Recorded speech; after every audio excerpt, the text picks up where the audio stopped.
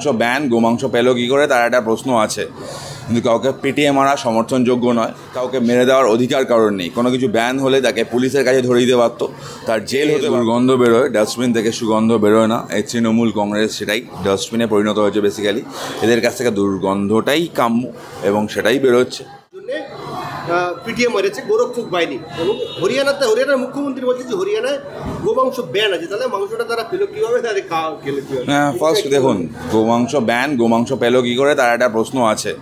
কিন্তু কাউকে পিটিয়ে মারা সমর্থনযোগ্য নয়। 7 জন 12 ঘন্টার মধ্যে গ্রেপ্তার হয়েছে যারা এই ঘটনার সাথে যুক্ত।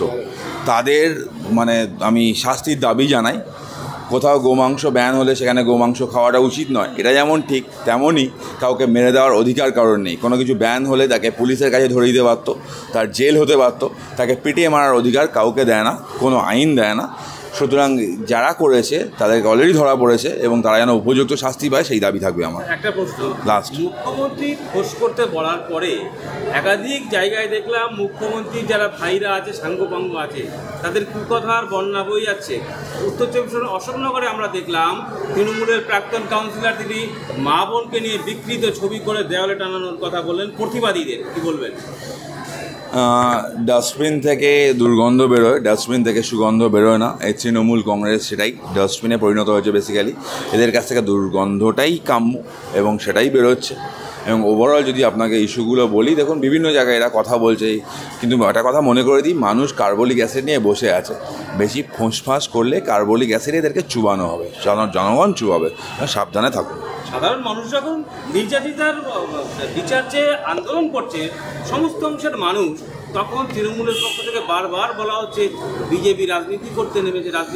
পশ্চিমবঙ্গের সব মানুষ রাস্তায় নেমেছে, তারা যদি বিজেপি করে বলে তাদেরকে স্বাগত জানাই আমি। আমি তো জানি তারা অরাজনৈতিকভাবে আন্দোলনটা করছে, তারা অরাজনৈতিক আন্দোলনটাকে অরাজনৈতিকই থাকতে দিন, সেটাকে নিয়ে রাজনীতি না করাটাই ভালো। আমরা দেখলাম যে পশ্চিমবাংলায় চাকরি চুরি, কয়লা চুরি, গরু চুরি এবং বিভিন্ন জায়গায় ঘোলাহাটে একজনকে পুলিশ পিটিয়ে মেরে দিয়েছে, এরকম অভিযোগ তারা বাবা করছে। কিন্তু ডাক্তাররা ইতিমধ্যেই তারা পরিষ্কার করে দিয়েছে যে তিলোত্তমার বিচারের জন্যই আমরা। সবাই তো সেটাই করছে। কোনো জায়গায় ডাক্তারি পরিষেবা তো বন্ধ হয়নি। জুনিয়র ডাক্তাররা আন্দোলন করছেন।